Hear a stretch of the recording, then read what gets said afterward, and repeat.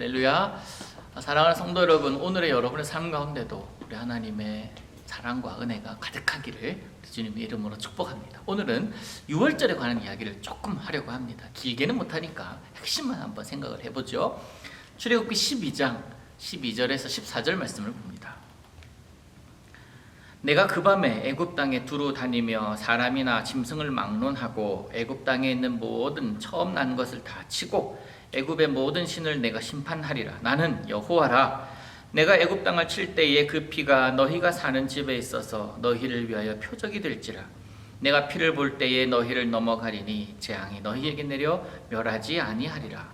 너희는 이 날을 기념하며 여호와의 절기를 삼아 영원한 규례로 대대로 지킬지니라. 아멘.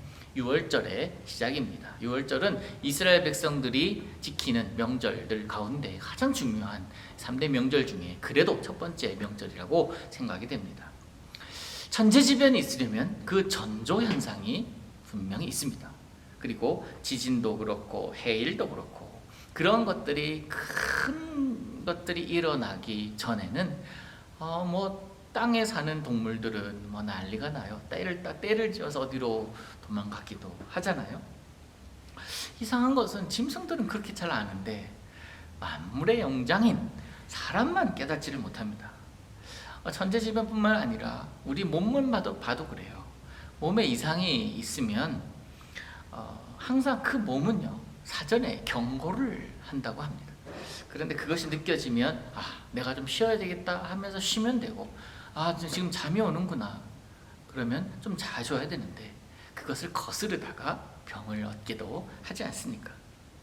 오늘 우리가 읽은 본문인 출애굽 12장은 이스라엘 백성들이 출애굽할 과정에서 이 하나님의 애굽 땅에 베푸시는 어찌 보면 그 재앙이 아니라 이스라엘 백성은 내 백성이다 라는 것, 내 뜻에 따라 살아가는 자들은 내가 책임진다 하는 그런 어마어마한 선언, 약속을 보여주시고 이루어주시는 하나님의 모습을 우리가 볼 수가 있습니다.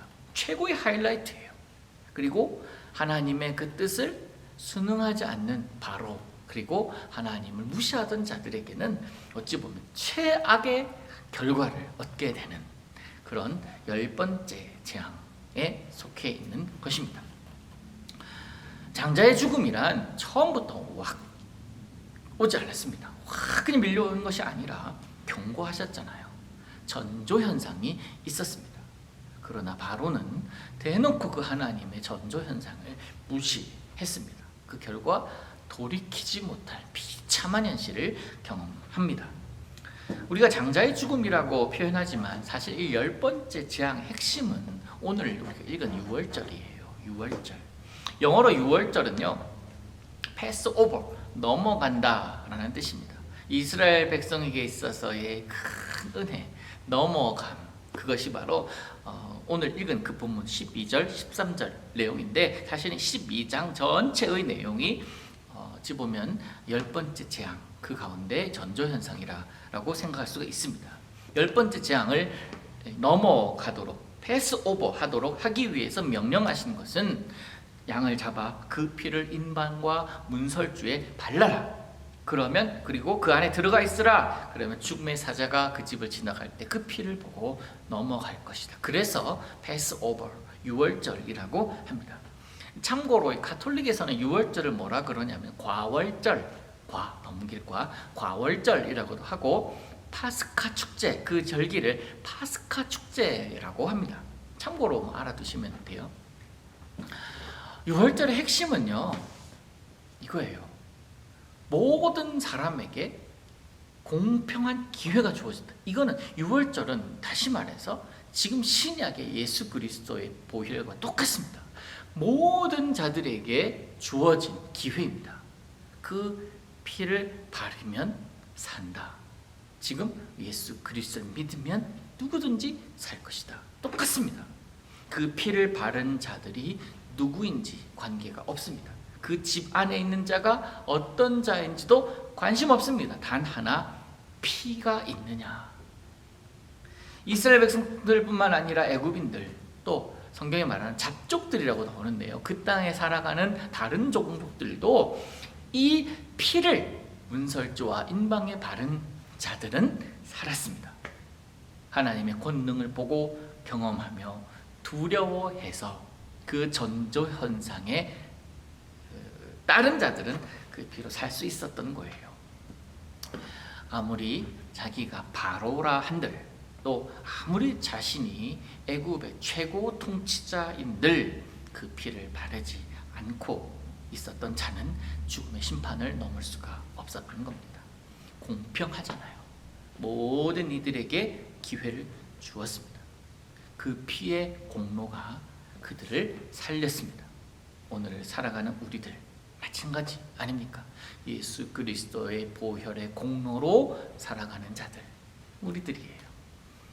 사랑하는 성도 여러분, 오늘도 그 피로 인하여 우리를 살리신 그 은혜를 좀 기억했으면 좋겠습니다. 제가 말씀드렸잖아요. 재앙에 포커스를 두지 마라. 그 재앙의 이면에서 하나님이 어떤 마음을 가지고 있는지를 보라 말씀드렸잖아요.